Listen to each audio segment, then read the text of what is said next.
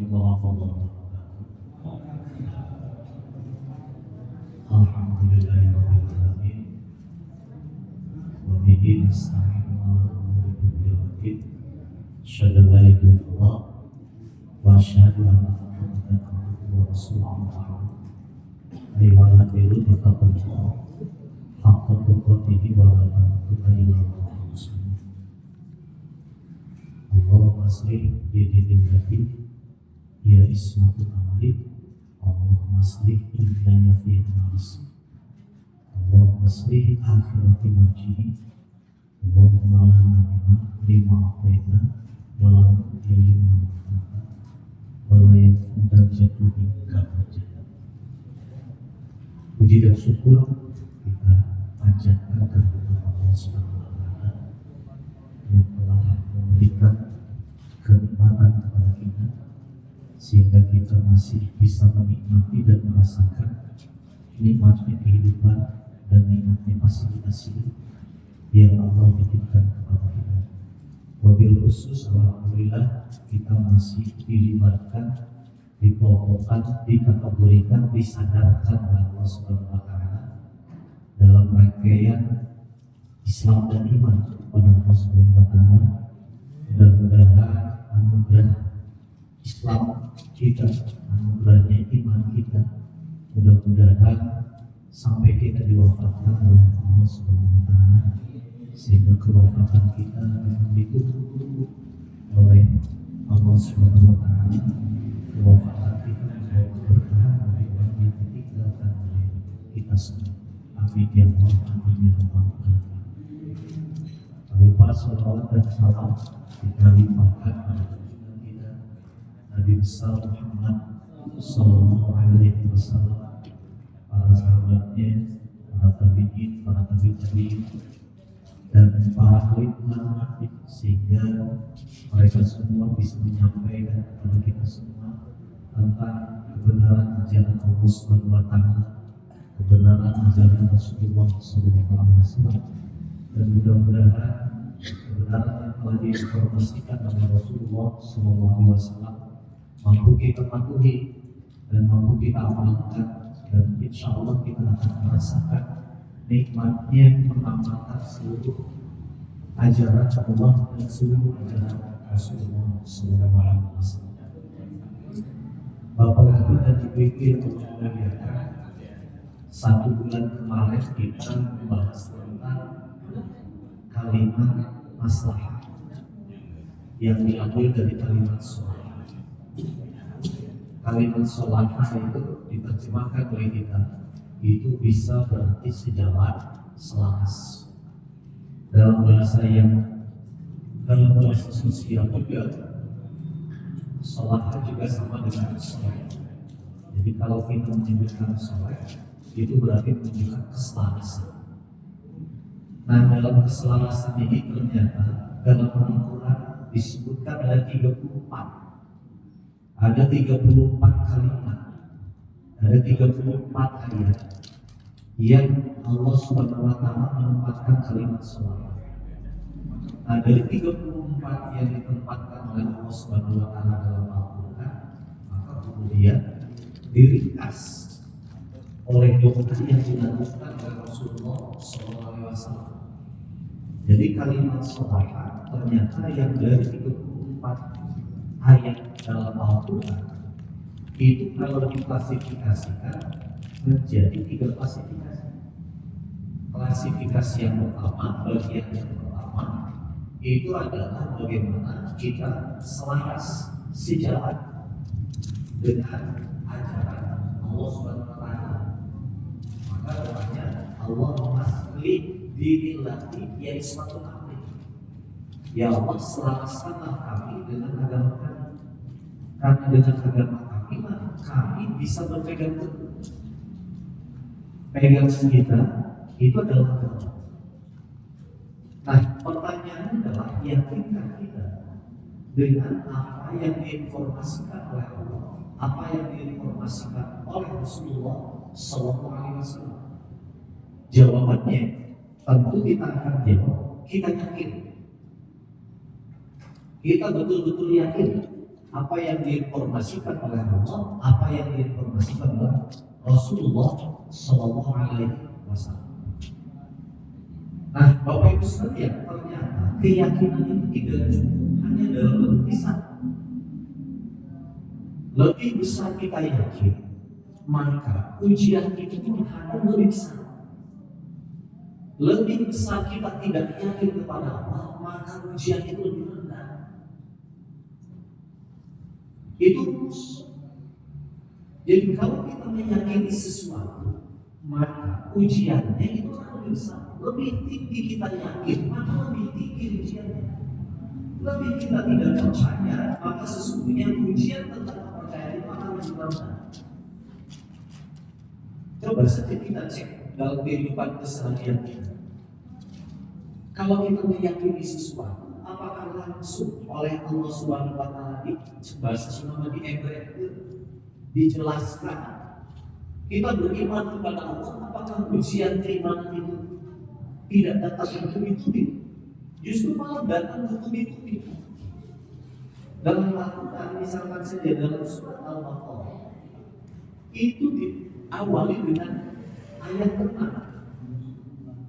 Ayat tenang itu menjelaskan tentang bahwa wala innal ladzina kafaru sawa'un 'alaihim a'anzartahum am lam tunzirhum la yu'minun. Diawali dengan kalimat sesungguhnya orang kafir itu diberi peringatan atau tidak diberi peringatan sama saja bakal gitu. Jadi kalau orang menolak diberikan pemahaman dari ada cara pandang dengan apapun, maka dia akan tertutup. Nah, kenapa dia tertutup? Dijawab oleh Allah ala qulubihim. Pertama kali yang akan dikunci itu adalah kalbunya. Maka Bapak Ibu sekalian, iman pertama kali itu harus dibuka oleh bukan oleh akal pikiran. Tapi iman itu harus dibuka pertama kali itu nuraninya. Maka kalimat pertama yang dikunci oleh Allah itu kalimat khatamallahu ala qulubihim. Qalbu mereka dikunci oleh Allah Subhanahu wa Ta'ala. Wa ala sam'ihim, pendengaran mereka dikunci oleh Allah Subhanahu wa Ta'ala. Wa ala absarihim, pendengaran mereka, penglihatan mereka dikunci oleh Allah. Sebab pendengaran dan penglihatan ini bisa objektif dan tidak bisa objektif, itu tergantung rasa yang ada dalam diri kita. Kita memandang sesuatu itu tergantung dari rasa. Kalau rasa kita sedang tidak nyaman, makanan yang enak sedang tidak enak karena rasa. Tapi sebaliknya, jika makanan kita tidak enak, tapi rasa kita sedang nyaman, sedang nikmat, apa yang kita makan pada kata orang itu biasa-biasa saja, itu melahirkan respon positif kepada diri kita sehingga makanan itu menjadi energi bagi diri kita dan nikmatnya sangat luar biasa. Nah, kenikmatan itu ternyata dihadirkan bukan dari apa yang kita makan, tapi kenikmatan itu dihadirkan karena kesiapan kita menerima apa yang akan kita konsumsi. Menerima apa yang kita konsumsi diawali dari persoalan bahagia tidak bahagia, nyaman tidak nyaman. Sarap pojok kurang nyaman dan kurang bercatat. Nyaman itu macam batu kita pojok goreng kurang cepat. Tapi bagi kita, istri kita adalah yang terbaik. Begitu sebaliknya. Bu, kayu seperti yang bikin anak cepat tuh. Kalau kata kita itulah yang terbaik. Sebab orang lain tidak pernah tahu pengorbanan istri kita, tidak pernah tahu pengorbanan suami kita. Dari mulai nol rintis hidup sampai kita sampai hari ini bersama, itulah kenangan yang tidak bisa kita hilangkan dan itulah penguat hidup kita. Bapak Ibu sekalian, kenapa kita bisa masih bertahan dengan pasangan kita? Karena kita tahu betul sejarah kita bersama dengan pasangan kita. Dan itu kita terima. Sama pahit sama manis. Nerima hidup ini penuh goncangan karena kita siap menerimanya. Goncangan itu seperti biasa saja. Netral, natural. Ya, pasien itu biasa. Hiburan. Itu pasien-pasien gaya harmonis. Kita nyaman itu ada masalah. Maka nanti Bapak Ibu sekalian dalam kalimat sholat itu ada persoalan pertengkaran. Pasti banyak rumah. Dapat kedua-duanya diislamkan. Setelah apa? Setelah bertengkar. Karena dengan bertengkar akan merumuskan apa? Merumuskan kebaikan, menemukan kebaikan jika kita menemukan solusi dari pertengkaran. Makanya pasti baiklah rumah. Nah, udah damaikan dua orang yang sedang bertengkar. Karena dengan bertengkar, dengan mempergunakan cara yang jelas, cara yang solutif, cara yang benar, maka pertengkaran itu akan melahirkan kemaslahatan dan tidak akan balik lagi pada pertengkaran yang sama. Itu rumus pertengkaran. Nah, Pak Yusuf itu ada kali meskipun tidak diri. Makanya esik main. Dan pasti ada bang kali. Nah, kurangnya selesai Bapak Ibu sekalian. Kita harus meningkatkan kualitas pasien. Gimana kualitas pasien? Karena yang kita harus dipastikan solusinya ke saya sebab pasien kita naik mulai deh. Karena kualitas kita meningkat, kualitas solusi kita meningkat, kualitas bertahan hidup kita meningkat. Kalau kita pada kualitas yang sama, bosan banget. Dan akan meningkat kualitasnya. Hidupnya akan meningkat. Karena solusinya masih itu kan. Otak kata pasien, Anda saya tahu di pasien lagi kan ada solusinya kita ada di jadi pasien. Nah, kalau solusinya ya. Nah, itu semua Bapak Ibu sekalian dalam Al-Quran dalam surat Al-Baqarah mulai dari ayat pertama sampai ayat ke apa ini? Sampai ayat ke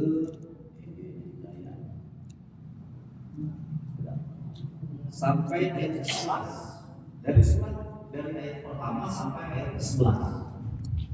Jadi kata kuncinya ternyata biar kita menemukan keselarasan itu pertama harus menghadirkan rasa yang jelas. Dalam Al-Quran rasa yang jelas itu kemudian disebut dengan qalbunya. Kota Allah qulubihim. Qalbunya harus dikuasai. Maka Bapak Ibu sekalian kita harus minta. Walladzi anzala sakinata fi qulubil mu'minin. Jadi kalbu ini itu yang menenangkan kalbu itu.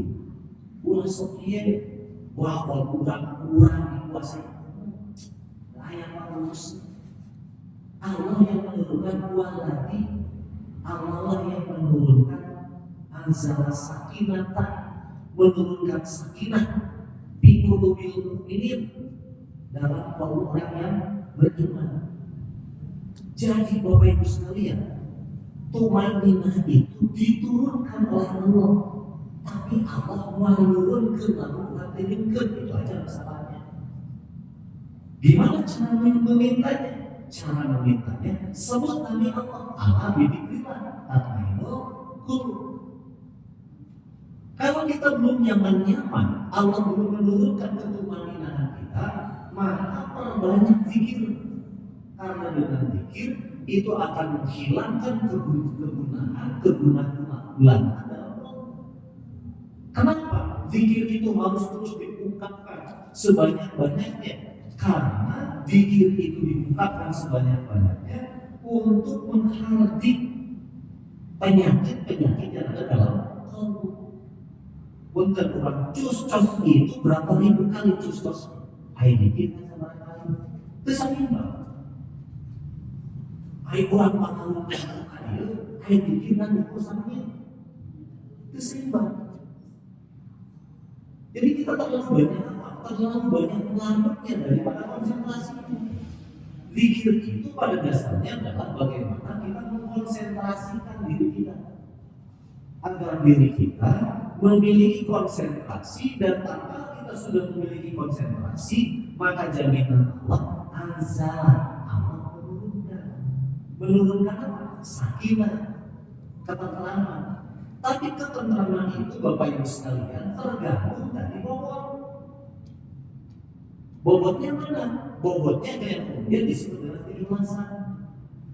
Jadi ikhlas itu membobotkan. Betul. Kalau kita sedang memilih, misalkan saja, saya memilih subhanallah. Maka khusyuk. Maka khusyuk. Betul, maka khusyuk. Jadi kuku. Nah itu kan bobot. Dan kalau kita membaca zikir itu bukan persoalan cuma, tapi persoalan bobot. Kalau kita membaca bobot, maka kita berapa membaca kalimat itu cepat-cepat itu berat, susah. Subhanallah itu dirasakan subhanallah. Tapi malah sekali lagi. Nah itu kan bisa nanti diolah oleh diri kita, tergantung dari diri kita. Jadi targetnya bukan jumlah sebetulnya, target itu adalah bobot. Maka nanti Allah menurunkan ketumaninah tergantung bobot yang kita miliki. Liyazdadu imanan ma'a imanihi. Lebih bobot besar, maka sakinah itu lebih tumaninah, lebih tenang. Nah, itu muncul di mana Bapak Ibu sekalian? Itu muncul dalam qalbu. Maka hati-hatilah qalbu, jangan ada yang menutupi. Pertanyaannya, apa yang menutupi itu? Nah, itu biasanya yang menutupi itu. Kalau kita kocoran yang di dapur, Bapak Ibu sekalian, di kocoran ada paralon. Itu kocoran itu nampak kalau ada sesuatu yang terus digulirkan, lemah terus, lagi-lagi masalah itu lemah nasir mana? Dalam logika kita apa yang disebut lemah dalam diri kita ini? Lemah dalam diri kita itu adalah kelalaian. Itu lemah. Lalai sekali betul tahu, tapi lalai jadi lalai. Gantung kan? Mana tidak kocoran. Jadi bergantung kemana? Bergantung dalam nurani kita. Dikotorilah nurani kita. Lama kelamaan kita terbiasa dengan yang kotor, maka yang kotor itu sudah biasa dan kulit kita menjadi tidak sensitif. Maksudnya, kalau kita bandingkan, kalau kita biasa kotoran biasa, teratur. Tapi coba dong, kotoran juga benar. Ada dari cipannya juga ada sadarannya sama. Karena dia tidak terbiasa dengan kotor. Tapi kalau kita terbiasa dengan kotor, si kulit ini sudah bersatu saja dengan kotoran dan tidak merasa jari cipan makin kotor. Itu. Nah kalau betul kan terus saja dibersih, sampai kayak sepatan udah tangan tulis air. Ayo orang segala bersih, alhamdulillah. Logika yang paling gampang. Hati nurani kita juga sama. Kalau kita terlalu bersahabat dengan kekotoran nurani, maka nurani ini hilang sensitifnya. Dibuktikan dengan apa Bapak Ibu sekalian? Dibuktikan dengan sejauh mana tingkat kita komunikasi dengan Allah, ngobrol dengan Allah, kemudian kita merasakan getaran dalam diri. Getaran dalam diri diawali dari hati kita merasakan nikmatnya, nyamannya. Pertama kali ciri yang keluar, bukan itu biasanya apa? Ada rasa aja. Kurang pakai curi dia ulikat dulu. Ikat curi bukan masuk mengikat segala lagi rasa. Itu keluman lagi itu. Ikat curi dirasa-rasa. beri kepadaku. Allah pernah kita mencoba merasakan ada getaran positif. Ya kalau saya nyaman gitu. Ujung mau Al-Quran padahal kan seberapa kali mau Al-Quran kan? Karena kayak Al-Fatihah kan diakali duit keadilan katakan.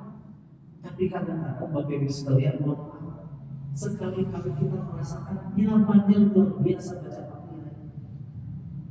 Malam dinas dari dulu sampai sekarang ada terus baca tapi pada satu saat kita merasakan nikmatnya baca hanya surat Al-Ikhlas, itu menunjukkan ada rasa yang sedang berinteraksi, berkomunikasi. Nah itu berarti menunjukkan apa? Menunjukkan rasa kita sedang sejalan, selaras.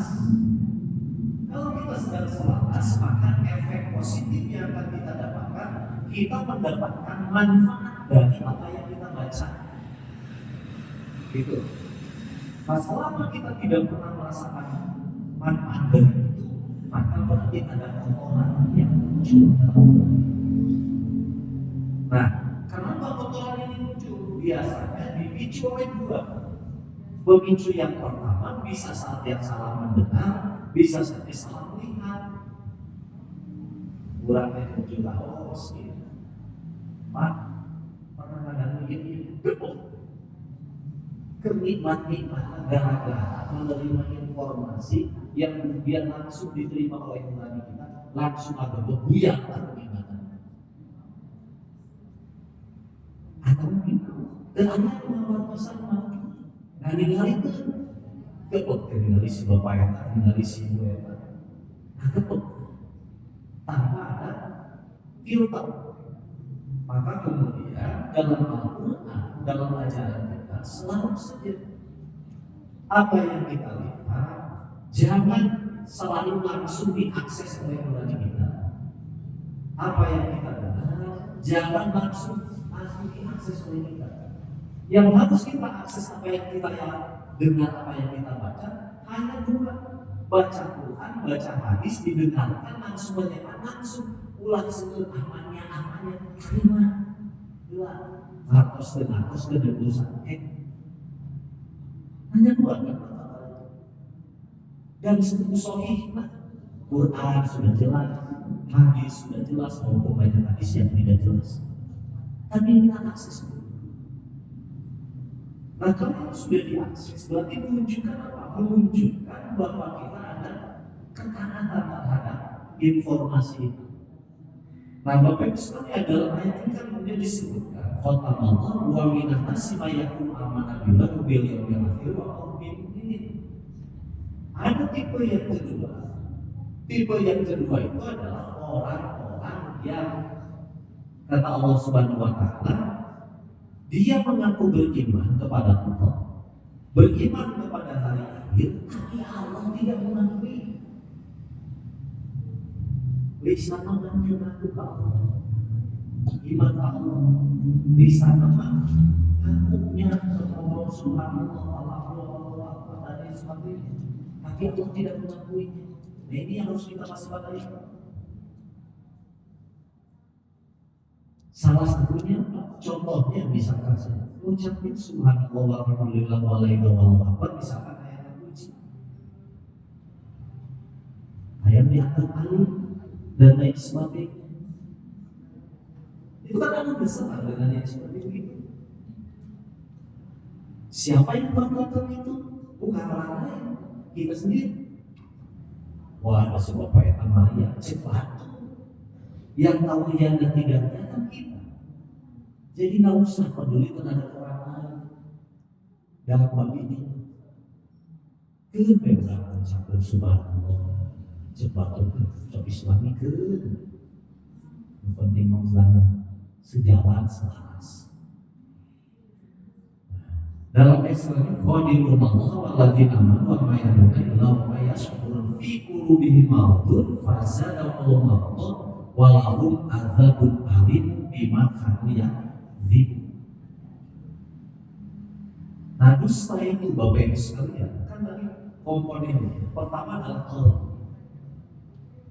komponen Kata Allah, siapa yang akan mengetahui kalau ini jujur dan tidak jujur? Nah, kecuali diri kita sendiri. Maka dalam ayat selanjutnya, wala tufsidu fil ardi ba'da islamiha, janganlah kalian korupsi kembali jiwa raga setelah jiwa raga selaras setia setara dengan Al-Quran. Nurani ini sudah selaras Bapak Ibu sekalian. Pendengaran ini sudah selaras, lisan ini sudah selaras. Jangan dibulat balik menjadi tidak selaras dengan Al-Quran dan Al-Hadis. Jadi ibadah itu pada dasarnya menjaga apa? Menjaga apa yang telah Allah titipkan kepada kita. Nah, kunci yang pertama yang kita sebutkan, masalah yang pertama itu adalah masalah dengan kehidupan agama kita, dengan nilai-nilai ajaran kita. Masalah kami. Kalau bukti dari masalah berarti kita mendapatkan manfaat. Maslahat nanti akan melahirkan manfaat. Manfaat nanti akan melahirkan kesehatan, keberkahan. Kalimatnya begitu. Nah yang kedua, dalam doa kita, Allahumma aslih dunianya. Ya Allah, selaraskanlah kami dengan dunia ini. Maka Bapak Ibu sekalian, keselarasan dunia ini bukan berarti kita sama. Selaras dalam rumah tangga, sampel saja. Selaras dalam rumah tangga berarti bukan harus sejalan, bukan harus sama. Gak boleh sama, misalkan laki-laki dengan laki nikah, gak boleh. Harus berbeda. Istri dengan perempuan dengan laki-laki beda. Tapi kenapa bisa jadi selaras? Karena ada kesepakatan, karena ada kesepakatan. Dalam hidup ini yang disebut dengan masalah, tidak semua orang harus sama. Berbeda tapi sejalan, itu namanya selaras. Energi orang berbeda tapi dua-duanya nyaman, kuat, menjahit segala sesuatu, nikmat, muhiji, koyok sudah ada. Di kedua-duanya selaras. Maka disebutlah dalam prinsip kehidupan sosial kita, prinsip berkeluarga kita, disebutlah sakinah, mawaddah, warahmah. Jadi keselarasan itu harus didasarkan atas dasar 3 komponen: sakinah, mawaddah. Udah kalau itu sudah muncul, Bapak Ibu sekalian, berapapun biaya, berapapun Allah menitipkan untuk kehidupan bersama kita, maka insya Allah yang kita cari adalah keberkahan dalam hidup bersama. Bukan yang kalau hidup bersama sudah berkah, insya Allah kira nyaman. Apapun yang merasa kira atau sudah berkah. Mungkin kalau rasa kepada kita dia suka dalam seng-sengnya lalu di bawah Allah. Kan selasa. Maka ilmu yang seng-sengan mudah Pak. Bapak Islam yang seng-sengan tapi ada kiranya. Memang langsung sama ayat. Dia benar puasa di kamar yang puasa. Semua sejalan. Mendidik suruh prihatin, mendidik suruh dua yang puasa. Sejalan itu selaras itu kalau dua-duanya memahami bahwa apa yang Allah titipkan kepada kita itu harus dinikmati, harus difasilitasi dengan keselarasan diri kita dengan kehidupan. Itulah yang kemudian disebut Allahumma aslih dunia yang fiha ma'asih. Dengan hidup itulah kita akan hidup. Bapak Ibu sekalian, dalam ayat selanjutnya ini misalkan di dalam ayat Al-Quran ini, dalam surat Al-Baqarah, masih di surat Al-Baqarah itu disebutkan begini: Illal ladzina tabu aslahu wa bayyanu faulaika atubu alaihim wa ana tawwabur rahim. Kalimat ini itu diawali dari kalimat innal ladzina yaquluna ma anzalna minal bayyinati wal huda min ba'di ma bayyanahu lin-nasi fil kitab ulaika yal'anuhumullah wa yal'anuhumul la'inun. Kalimat ini dalam ayat ini disebutkan ada Allah melaknat, kemudian manusia juga melaknat. Kenapa Allah melaknat, manusia melaknat? Sebab nanti ada kalimat yang paralel dengan kalimat ini. Kalimat yang paralel itu apa? Kalimat yang paralel itu adalah para malaikat mendoakan orang-orang yang ada di muka bumi. Dalam at-tahiyat kita juga mendoakan siapa? Kaum muslimin. Nah, bagi kehidupan ini itu Allah melaknat, manusia juga melaknat. Kenapa? Karena dia tidak selaras. Saking tidak selarasnya Allah yang memberikan tersebelah. Kalau Allah tersebut jauh ibadah tersebut. Begitu sebaliknya dalam hadis itu ada barang siapa yang mencintai yang makhluk hidup, maka Allah pun akan mencintai manusia. Ini kan ada keselarasan Bapak Ibu sekalian. Jadi hidup ini ternyata dengan seluruh unsur yang ada di dalamnya, kita juga harus mencoba menciptakan keselarasan. Tidak boleh tidak. Kalau kita tidak selaras, maka akan berakhir kerusakan. Maka disebut saja maslahat itu berkontradiktif dengan kalimat masalah, rusak. Biar tidak rusak, maka kita selalu harus bersinergi dengan ajaran Allah, dengan pengelolaan fasilitas hidup, dan terakhir percayalah hari akhir itu akan ada, dan hari akhir itu adalah hari pembalasan, di mana kita akan dibalas sesuai dengan amal yang kita tahu. Kira-kira begitu Bapak Ibu sekalian. Maka akhir doa itu disebutkan Allahumma la ilaha illa ya Allah, kami yakin jika Engkau telah menetapkan kepada kami tidak ada satupun yang akan menolaknya dan tidak ada satupun yang akan mengambilnya. Kita percaya untuk itu, mari kita bersama-sama untuk selalu konsisten dan komitmen, dan yakinlah apa yang kita lakukan akan berdampak positif, dan insya Allah kita akan menjadi manusia yang selaras dengan agama Allah, menjadi manusia yang selaras dengan seluruh komponen-komponen aturan hidup yang telah Allah turunkan kepada kita.